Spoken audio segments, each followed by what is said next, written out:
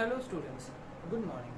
पढ़ो भाई YouTube channel में आपका एक बार फिर से स्वागत है। तो यहाँ पे हम करते हैं एनसीईआरटी बुक का detail explanation line by line और करते हैं ढेर सारे क्वेश्चंस की प्रैक्टिस। तो चलिए आज की इस वीडियो में हम अपने एटॉमिक स्ट्रक्चर चैप्टर को कंटिन्यू करेंगे। तो लास्ट की वीडियो में हमने bore atomic model of atom में इलेक्ट्रोमैग्नेटिक रेडिएशन पार्ट 1 को डिस्कस करा था। तो आज हमारा इलेक्ट्रोमैग्नेटिक रेडिएशन पार्ट 2 वीडियो है।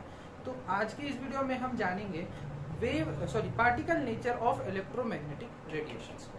ठीक है, तो देखिए लास्ट की वीडियो में हमने क्या सीखा था। हमने सीखा था कि जो लाइट है हमारा वो एक वेव नेचर की तरह, उसका एक वेव नेचर होता है।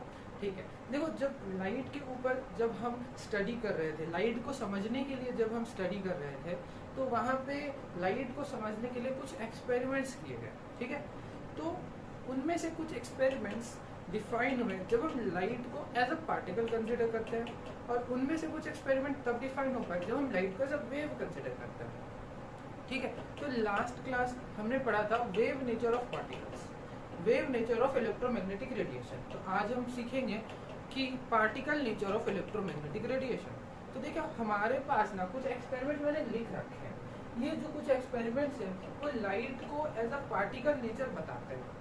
ठीक है, जिनमें पहला नाम आता है हमारा ब्लैक बॉडी रेडिएशन का। एक ब्लैक बॉडी क्या होता है ये हम सीखेंगे। चलो स्टार्ट करते हैं। हमारा पहला टॉपिक है black body radiation.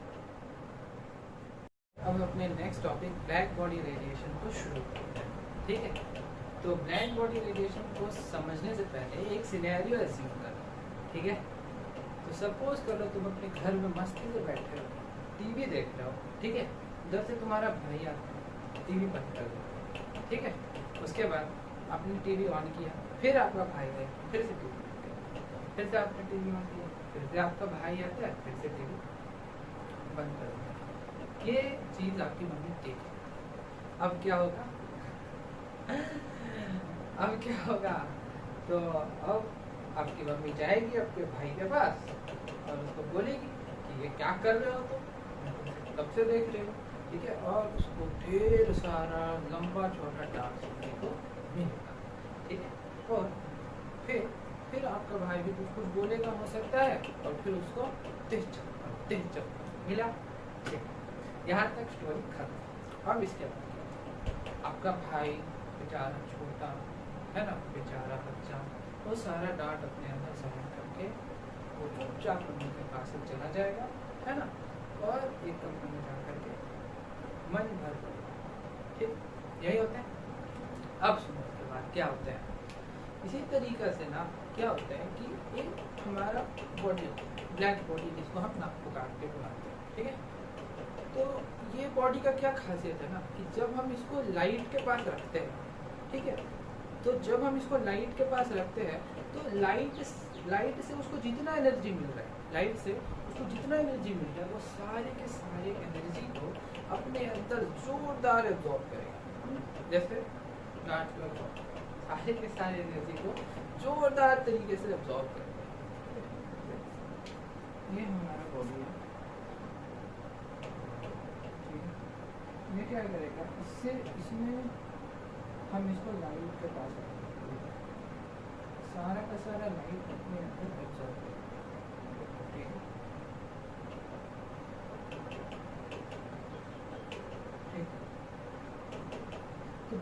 Black body का क्या खासियत होता है कि जब भी हम उसको लाइट उसके अंदर गिराते हैं, जब भी उसको लाइट के पास रखते हैं, सारे उसके अंदर एब्जॉर्ब कर देता है। Perfect black body absorbs all the light frequency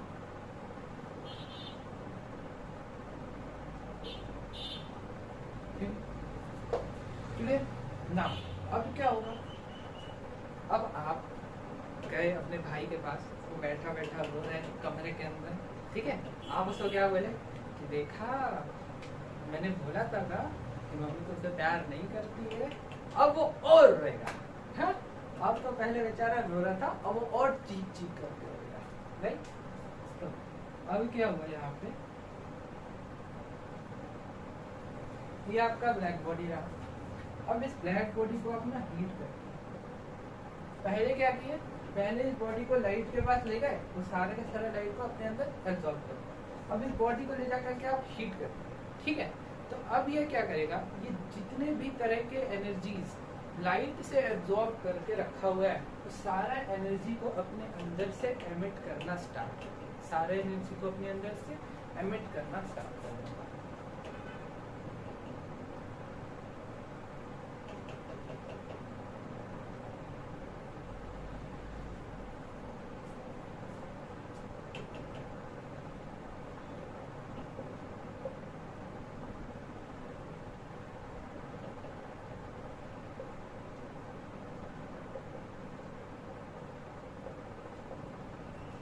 ये अब ये emitting light in the form of radiations मैंने लिखा, ठीक है।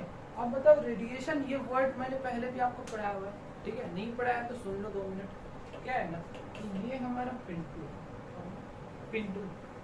ठीक है, और ये है पिंटू की मम्मी। तो ये रहा हमारा पिंटू और ये रही पिंटू की मम्मी। अब पिंटू की मम्मी आना खाना बना रही है मस्त, ठीक है, ऐसा पिंटू की मम्मी यहाँ पे खाना बना रही है, पिंटू यहाँ बैठा बैठा देख रहा है। तो अब बताओ यहाँ पे जो लकड़ी जला के इसकी मम्मी खाना बना रही है, क्या इसकी गर्मी पिंटू तक पहुंचेगी? क्या पिंटू यहाँ बैठा हुआ, इसको इस लकड़ी के जलने के कारण यहाँ बैठे बैठे गर्मी लगेगी? लग रही होगी ना। तो ये कैसे हुआ? क्या पिंटू ने अपना हाथ यहाँ घुसड़ दिया? नहीं। तो यहाँ पर एक फिनोमिना काम करता है जिसको कहते हैं रेडिएशन। इसके अंदर क्या होता है ना कि जो एनर्जी है वो हवा में ट्रेवल करती है, वो एनर्जी अपना एक पर्टिकुलर रीजन बना देती है, और उस पर्टिकुलर रीजन में प्रेजेंट जो भी इंसान रहता है उसको वो फील होता है कि गर्मी लगती है। तो सेम वे में यहाँ पे जब बॉडी को हीट करते हो ना, तो ये क्या करता है, हवा में अपना पूरा एनर्जी, अपना हीट एनर्जी रिलीज करता है। Okay, it is called radiation. ठीक है, अब हम यहाँ पे लिखते हैं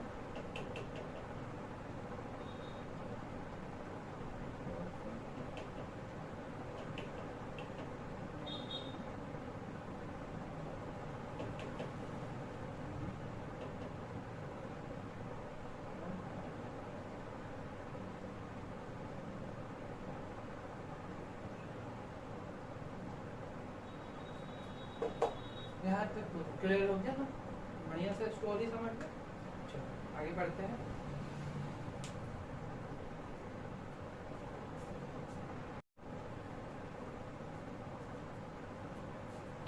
अब देखो स्टोरी में आगे क्या होता है। तो यहाँ तक कहानी में हमने देखा कि आपकी मम्मी आई, ठीक है, आपके छोटे भाई को मन भर डांट लगाया, बेचारे को चप्पल भी पड़ी। आपने क्या किया, आग में नमक डाल दिया। आपका भाई और ज्यादा रो रहा है, पहले तो धीमे धीमे रो रहा था, आपके जाने से वो और तेज हो गया, ठीक है। तो अब यहाँ पे क्या हुआ, इसी तरह से ब्लैक बॉडी को हमने रिलेट किया है, ठीक है।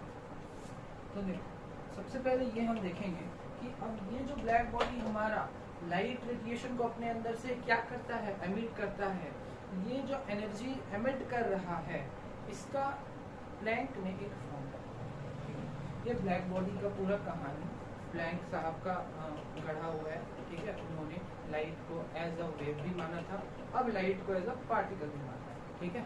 कभी कहते हैं वेव है, कभी कहते हैं पार्टिकल। अब wave nature of light and particle nature of light, ठीक है। अब ये दोनों को उन्होंने क्या कर रहा है, देखो यहाँ पे ब्लैक बॉडी है, ठीक है। इनको क्या माना, इस फिनोमिना को एक्सप्लेन करने के लिए लाइट को क्या माना, एज अ पार्टिकल माना, ठीक है। और हमने पढ़ा था कि जो फ्रीक्वेंसी है, ठीक है, जो वेवलेंथ है, वो हम कब कंसिडर करते हैं, जब light as a wave behave कर रहा होता है कि नहीं होता है।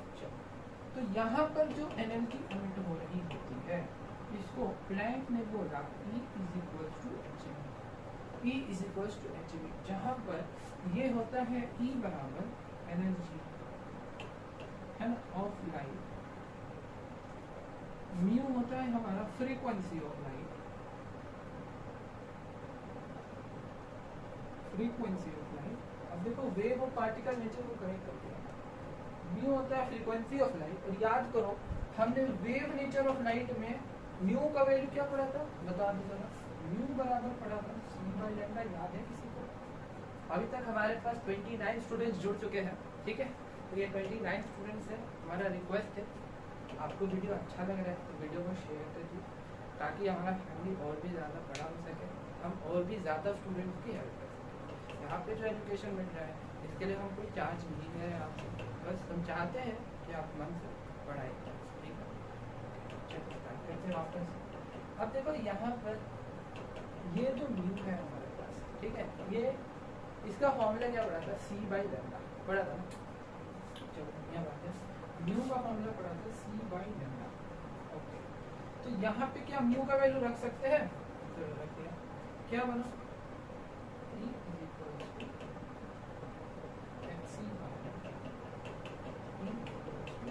एच बाई लैम्डा, ये पढ़ा होगा।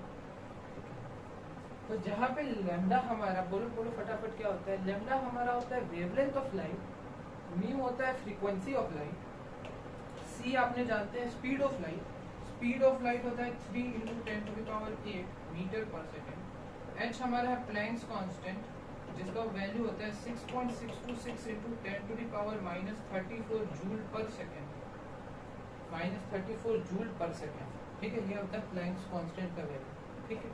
और ई होता है हमारा एनर्जी, क्लियर है? तो क्योंकि प्लैंक ने अपने एक्सपेरिमेंट करके इस चीज को एक्सप्लेन किया, इसीलिए वहां पे जो कांस्टेंट है उसको नाम दिया गया प्लैंक्स कांस्टेंट। तो उन्होंने बोला, हाँ, तो देखो प्लैंक ने बोला कि यहाँ पर जो बॉडी हमारा एनर्जी रिलीज करेगा, ठीक है, वो जो एनर्जी है वो किसके प्रोपोर्शनल होगा? तो प्रोपोर्शनल होगा फ्रीक्वेंसी, तो प्रोपोर्शनल होगा फ्रीक्वेंसी ऑफ लाइट। उन्होंने बोला जब इस प्रोपोर्शनैलिटी को हटाओगे तो हमारा प्लैंक्स कांस्टेंट निकल के आएगा, ये होगा E = h। यहाँ तक सारी बातें क्लियर हो रही हैं, ठीक है? यहाँ तक होपफुली क्लियर हो गया। चलो अब इस चीज को नोट करो, हम आगे बढ़ते हैं, कहानी में आगे बढ़ते हैं। अब देखो आगे क्या हो रहा है, ठीक है। तो यहाँ पे हम ये बॉडी को देखते हैं, ठीक है, ऑब्जर्व करते हैं और बोलते हैं कि इस बॉडी ने जितनी भी लाइट को अपने अंदर एब्जॉर्ब करा था, जितने भी फ्रीक्वेंसीज ऑफ लाइट को अपने अंदर इसने एब्जॉर्ब करके रखा हुआ था, बस सारे के सारे फ्रीक्वेंसी को वो फ्रीक्वेंसी को एमिट कर, ठीक है। अब देखो हमने पढ़ा था इलेक्ट्रोमैग्नेटिक रेडिएशन, एक सीरीज थी हमारे पास, सीरीज इलेक्ट्रोमैग्नेटिक रेडिएशन, उसके अंदर radio waves, gamma rays, alpha rays, है ना, उसके बाद विजिबल रेज, ये सारा चीज था उसके अंदर, ठीक है। तो अब ये जो हमारा फ्रीक्वेंसी ऑफ लाइट को जो एमिट करेगा, तो light is also a form of electromagnetic wave.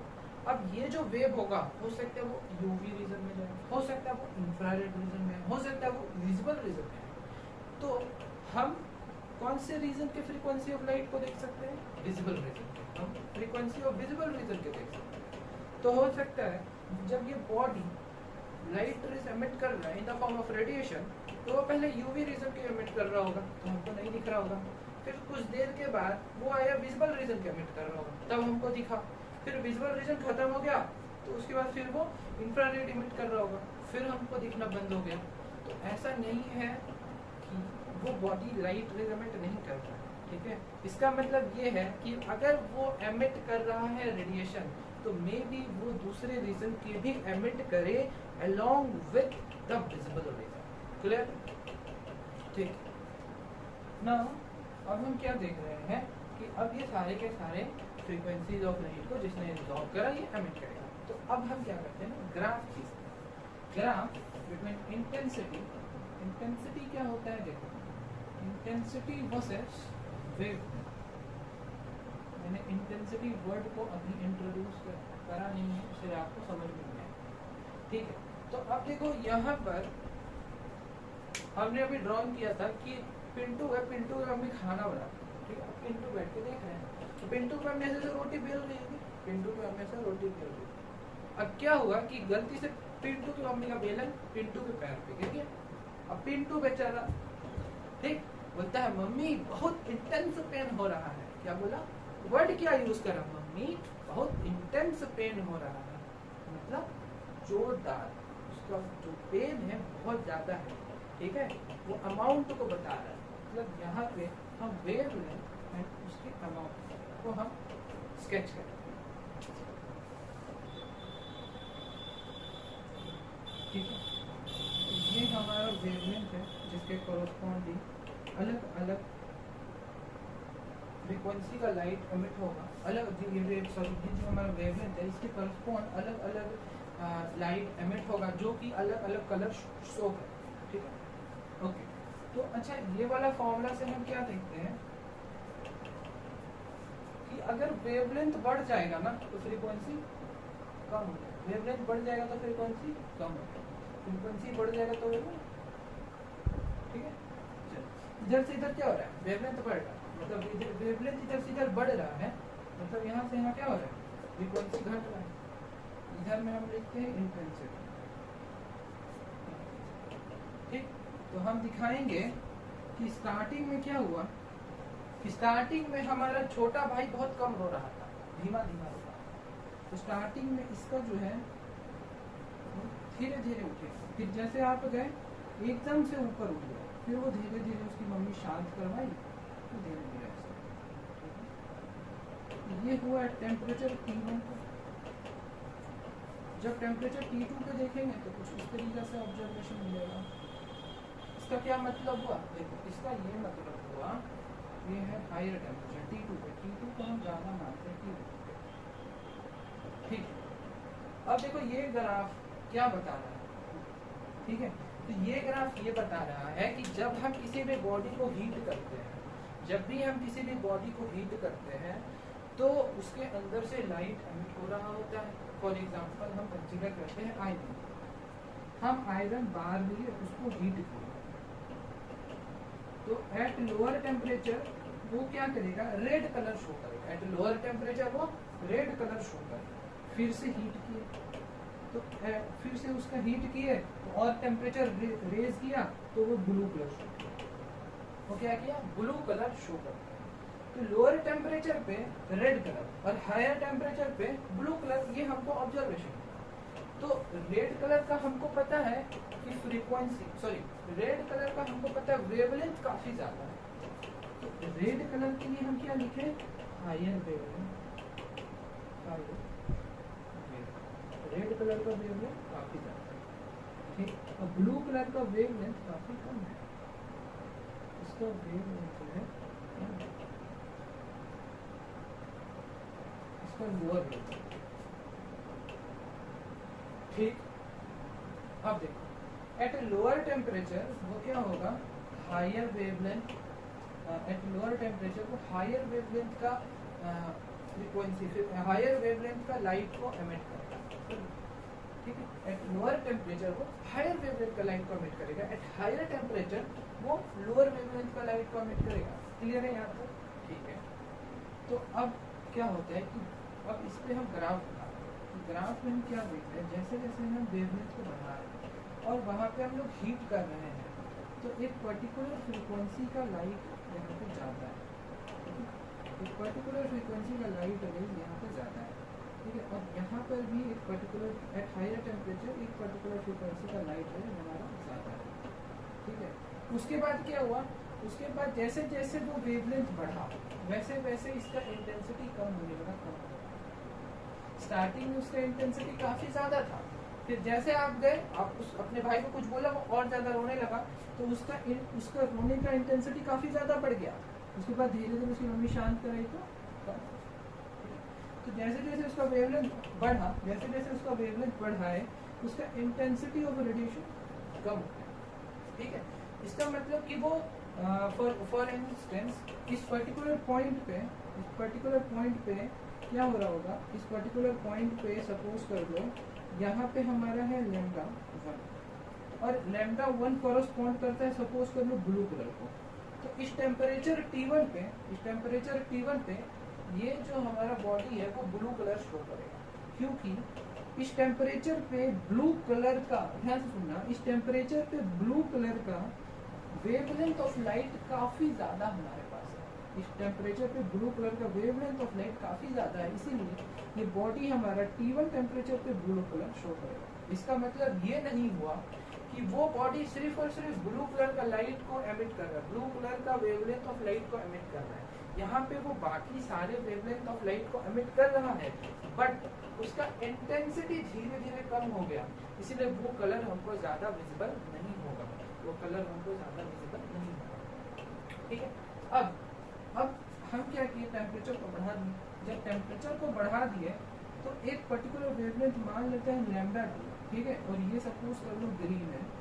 ये वेवलेंथ का लाइट का इंटेंसिटी काफी ज्यादा है एट टेम्परेचर T2, तो ये बॉडी का कलर उस टाइम क्या रहेगा, ग्रीन, वो ग्रीन कलर अपना शो करेगा।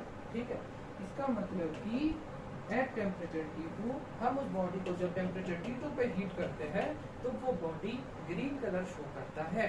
ठीक है, और उसके बाद धीरे धीरे वो वेवलेंथ, धीरे धीरे वो जब हायर वो और ज़्यादा उसका वेवलेंथ एमिट करता है तो उसकी इंटेंसिटी कम होती है।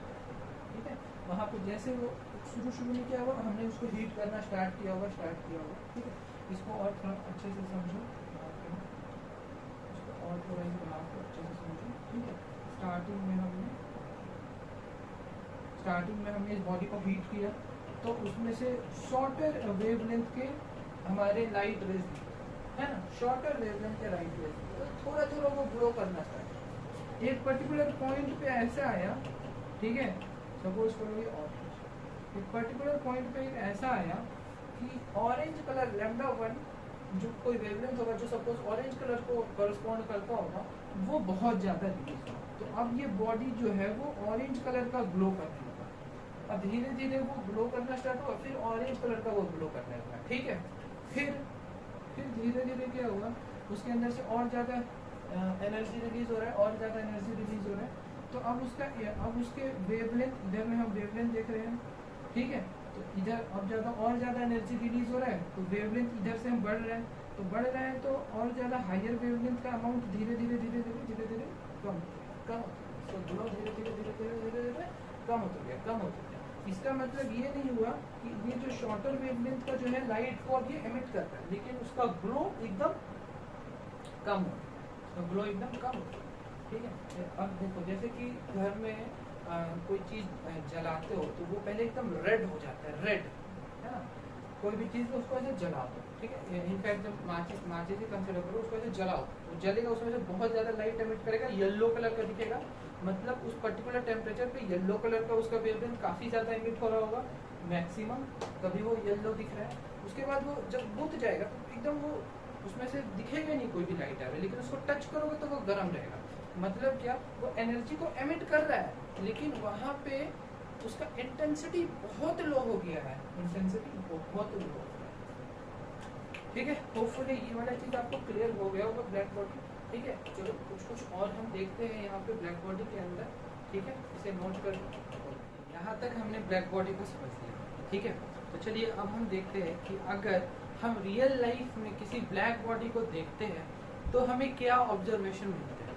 ठीक है, तो देख सपोज कर लो ये हमारा कोई ब्लैक बॉडी है, ये हमारा कोई ब्लैक बॉडी है। तो अगर हम इस ब्लैक बॉडी को ले जाकर के कहीं पर रख देते हैं तब क्या होगा हमारा, हम देखेंगे कि उसके ऊपर जितने भी तरह के लाइट रेज पड़ रहे हैं वो सारे लाइट रेज को अपने अंदर एब्जॉर्ब कर लेगा। जैसे कि हमने अभी पढ़ा था कि एक परफेक्ट ब्लैक बॉडी क्या होता है, वो सारे के सारे लाइट रेज को अपने अंदर एब्जॉर्ब कर लेता है। तो उसी तरीका से इसके अंदर जितने भी सारे लाइट रेज इसके ऊपर गिरते हैं, ये सारे लाइट रेज को अपने अंदर क्या करेगा, एब्जॉर्ब कर लेगा। ठीक है, तो फॉर एन इंस्टेंस हम बोलेंगे कि क्या ऐसा पॉसिबल है, क्या कोई भी बॉडी एक ब्लैक बॉडी होता है। देखो प्रैक्टिकल लाइफ में ये नहीं पॉसिबल होता है कि ऐसा कोई भी बॉडी नहीं है कि जो सारे का सारा लाइट को अपने अंदर एब्जॉर्ब कर लेता है। मतलब कोई भी बॉडी एक ब्लैक बॉडी नहीं होता है। मतलब एक ब्लैक बॉडी का हमारा क्या डेफिनेशन है कि it is the perfect absorber and perfect emitter. सारे के सारे फ्रीक्वेंसी ऑफ लाइट को एब्जॉर्ब कर लेना चाहिए एंड सारे के सारे फ्रीक्वेंसी ऑफ लाइट को एमिट कर देना चाहिए, तब भी जाके वो अच्छा ब्लैक बॉडी होता है। ठीक है, सो मैंने बोला कि अब प्रैक्टिकल लाइफ में कोई भी ब्लैक बॉडी एग्जिस्ट नहीं करता, तब क्या होता है, तब देखो, तब ये हमारा कोई भी बॉडी है, अब क्या होगा, अब इसके अंदर ये लाइट रेज जाएगा, ठीक है।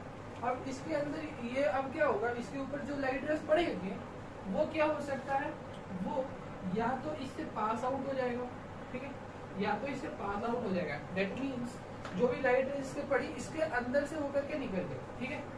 तो यहाँ पे क्या बोलते हैं इसको, ट्रांसमिट हो गया, ट्रांसमिट हो गया, ठीक है।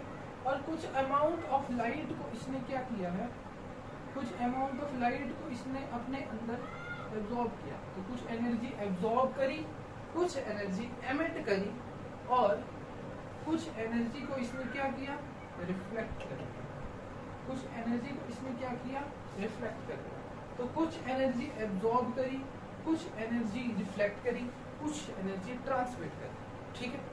अब देखो, अब इस बॉडी का कलर सपोज कर लो कि ग्रीन है, सपोज कर लो ये बॉडी हमारा ग्रीन कलर का है, ओके।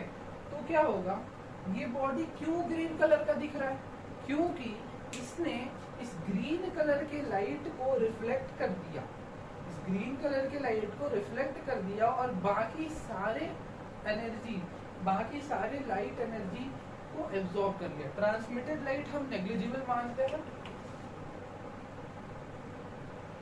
यहाँ पे नेग्लिजिबल इसको कंसिडर करते हैं अगर, तो most of the wavelength of light को इसने एब्जॉर्ब कर लिया और बस ग्रीन कलर को वो रिफ्लेक्ट कर रहा है, इट मींस कि तब वो हमें ग्रीन कलर का दिखाई देता है, ठीक है। जैसे ये आपको व्हाइट दिखाई दे रहा है, ठीक है, इट मींस कि क्या है कि व्हाइट क्यों है, कि इसलिए व्हाइट है क्योंकि ये सारे के सारे लाइट वेव को रिफ्लेक्ट कर दे रहा है, सारे के सारे लाइट वेव को वो रिफ्लेक्ट कर दे रहा है, इसीलिए वो व्हाइट दिखाई दे रहा है, ठीक है। हमारा शर्ट जैसे ब्लू है, ठीक है, तो ये ब्लू क्यों है, क्योंकि ये शर्ट क्या कर रहा है, ब्लू कलर के लाइट को रिफ्लेक्ट कर दे रहा है और बाकी सारे लाइट वेवलेंथ को वो एब्जॉर्ब कर रहा है। समझ में आया। तो यहाँ से हम ये सीख रहे हैं कि कोई भी बॉडी कलर क्यों शो करता है, क्योंकि वो उस पर्टिकुलर कलर ऑफ वेवलेंथ को, वेवलेंथ ऑफ लाइट को एमिट कर रहा होता है। क्लियर हो गया ब्लैक बॉडी तक, यहाँ तक था। तो अब देखो, प्लैंक ने बोला कि जब भी कोई भी बॉडी एनर्जी एमिट कर रहेगा in the form of radiation, तो वहाँ पे क्या होगा ना, वो रेडिएशंस जो निकलेंगे ना वो in the form of packets से निकलेंगे, ठीक है। तो ब्लैक बॉडी रेडिएशन में प्लैंक ने क्या बोला कि एनर्जी इज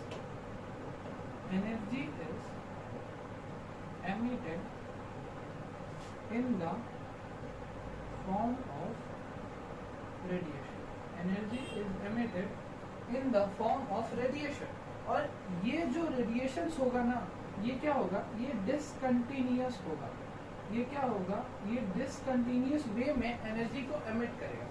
इसका मतलब ये छोटे छोटे पैकेट्स के अंदर, छोटे छोटे पैकेट्स के अंदर ये हमारा एनर्जी रिलीज होगा, ठीक है, डिसकंटिन्यूअस वे में जाएगा, ठीक है।